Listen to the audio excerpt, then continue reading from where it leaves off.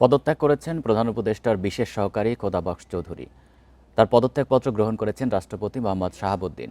বুধবার রাতে তার পদত্যাগপত্র গ্রহণ করা হয়।